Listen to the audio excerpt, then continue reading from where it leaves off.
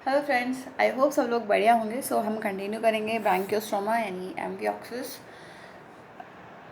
आज हम पढ़ेंगे डाइजेस्टिव सिस्टम और रेस्पिरेटरी मैकेनिज्म के बारे में। तो ईसोफेगस जो है, हमने इससे पहले जो है देख लिया था कि इसमें फेरेंजियल गिल बैंड्स होते हैं और माउथ जो है और फेरेंजियल ग्रूव इंडोस्टाइल वगैरह।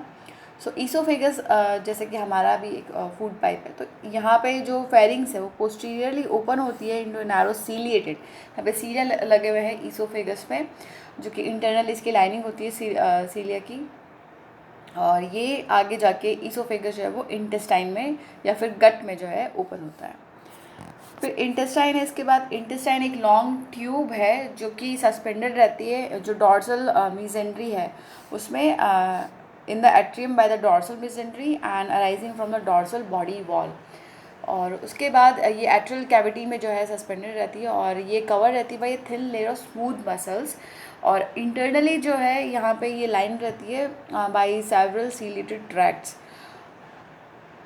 जो इंटेस्टाइन है उसको हम 3 डिफरेंट पार्ट्स में जो है डिवाइड कर सकते हैं। पहला जो है इंटीरियर, जो कि जिसे हम मिडगट कहते हैं, और ये जो है कंपैरेटिवली वाइडर पार्ट होता है। और एक उसके बाद एक डाइवर्टिकुलम होता है या फिर जिसे हम ब्लाइंड पाउच कहते हैं, जो कि अराइज होता है फ्रॉम, जो डाइवर्टिकुलम है वो जंक्शन से बनता है ईसोफेगस और मिड गट के टुवर्ड्स द राइट साइड। उसके बाद ये जो मिड गट है इसकी लाइनिंग रहती है on the right lateral side बियर से क्रिसेंट्रिक लेटरल सीलियरी ट्रैक्ट रहता है इसमें। मिड गट जो है उसमें बहुत सारी सीलिएटेड इलियो कॉलिक रिंग्स होती है जिनका सीलियरी एक्शन होता है, जिसकी वजह से फूड और जो म्यूकस है वो रोटेट होते हैं। ओके। फिर ये जो है कंटिन्यू होती है into narrow hind gut opening by an anus lying slightly to the left where the caudal fins begin. तो कॉर्डल फिन के पास ही हमने देखा था डायग्राम में कि एनस था और ओपन ये एक स्मॉल सर्कुलर अपर्चर होता है जो कि स्फिंक्टर की मदद से जो है कंट्रोल किया जाता है, इसकी ओपनिंग एंड क्लोजिंग जो है। ये वेंट्रली अराइज होता है from the junction of oesophagus and mid gut is a blind pouch, हमने देखा भी, जिसे हम मिड डाइवर्टिकुलम कहते हैं। और ये एक्सटेंड होता है in front on the right pharynx. Gut में बहुत सारी इंटरनली सीलेटेड ट्रैक्ट्स होती हैं। सीलिया जो है इसलिए प्रेजेंट होता है ताकि फूड को जो है आराम से उसको डायरेक्शन दे सके, उसको जो है म्यूकस के साथ और जो है रोटेट करने में ये मदद कर सके। तो इस वजह से सीलिया जो है वो प्रेजेंट रहती है यहाँ पे। मिडगट और हाइंडगट के बीच में एक सीलिएटेड इलियो कॉलोनिक और या फिर इलियो सिलोइक रिंग्स होती हैं जो कि फूड को जो है चर्न करती हैं, यानी उसको ग्राइंड करती हैं। देन नेक्स्ट हम देखेंगे फिजियोलॉजी ऑफ डाइजेशन, लेकिन उससे पहले जो लोग रीट की तैयारी कर रहे हैं उनके लिए अनअकैडमी जो है कोर्स लेके आया है दिशा, और ये स्टार्ट हो चुका है 28 सितंबर से रीट लेवल 1 के लिए। और इसमें जो है आपको लैंग्वेजेस जो है वो मिलेंगी उर्दू, हिंदी, संस्कृत और इंग्लिश। और उसके अलावा चाइल्ड डेवलपमेंट एंड पीडागोजी की क्लास होगी और ईवीएस की, और सारा कोर्स जो है वो हिंदी में रहेगा। आप लोग ये कोर्स ले सकते हैं और आरपीएससी ज्ञान कोड यूज़ करेंगे तो आपको 10% डिस्काउंट मिलेगा टोटल फीस पर।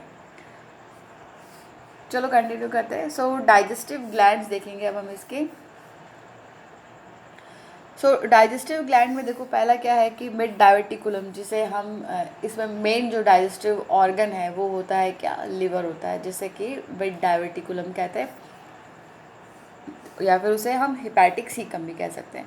बट ये लिवर से रिजेंबल नहीं करता है इन स्ट्रक्चर और फंक्शन, दो इसका जो इसमें ब्लड वेसल जो है वो कुछ कुछ जो है इसी तरह होती है जो लिवर है वर्टिब्रेट्स का, बिल्कुल वैसा होता है, लेकिन इसके इतने फंक्शन जो है वो मिलते नहीं हैं बट हमारे जो है लिवर से।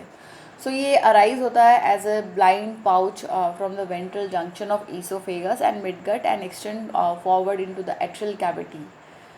फेरिंग्स के राइट साइड में ये रहेगा up to the 1/3 of its length. उसके अलावा ये सराउंडेड रहता है by narrow coelomic cavity. Mid diverticulum digestive gland है, is comparable to a vertebrate pancreas. Okay. So ये सिलोमिक कैविटी से जो है सराउंडेड रहेगा। इसकी इनर लाइनिंग जो है उसमें स्ट्रॉन्ग सीलेटेड ग्रूव्स होती हैं फॉर फूड मूवमेंट, और इसमें जाइमोसिन सेल्स होते हैं जो सिक्रीट करते हैं डाइजेस्टिव एंजाइम्स को। इसमें जो है बहुत सारी न्यूमरस ग्लैंड सेल्स प्रेजेंट होते हैं और जो सिक्रीट करते हैं digestive enzymes. Then physiology of digestion. Food देखो ब्रैंकियोस्टोमा का क्या है कि ब्रैंकियोस्टोमा जो है वो माइक्रोफेगस एनिमल है। ये फीड करता है on diatoms, protozoans, algae, desmids and other organic particles जो कि सी के वाटर में उसको मिल जाए। माइक्रो ऑर्गेनिजम्स जितने भी मिलेंगे इसको, उनको ये खा लेता है। फीडिंग मैकेनिज्म क्या है इसकी, तो ये सीलियरी फीडर है ये, या फिर इसे हम फिल्टर फीडर भी कह सकते हैं। जैसे कि एसिडियंस में होता है कि जो पर्टिकुलर साइज़ के जो एनिमल्स है वही ये खाएंगे, ज़्यादा बड़े साइज़ के जो एनिमल्स ये नहीं खाते। फिल्टर फीडर्स होते हैं ये। सो ये जो है action of सीलिया of the pharynx causes a current of water containing food. उसके वजह से जो है पानी और फूड जो है साथ में माउथ में जो है एंटर करते हैं, और ये एंटर करते हैं माउथ में, देन फेरिंग्स में जाते हैं, from where it passes through the gill cleft, और वहाँ से ये एट्रियल कैविटी में जाते हैं। Then goes out through an aperture of the atrial cavity called atriopore. So atriopore से जो वेस्ट है वो बाहर निकल जाता है।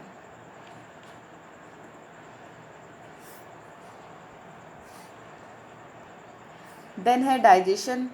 अब डाइजेशन में यहाँ पे डाइजेस्टिव एंजाइम जो है वो सिक्रीट हो रहे हैं from the epithelial cell of gut and mid gut के जो डाइवर्टिकुलम है वहाँ से सिक्रीट हो रहे हैं बहुत सारे एंजाइम, डाइजेस्टिव एंजाइम्स।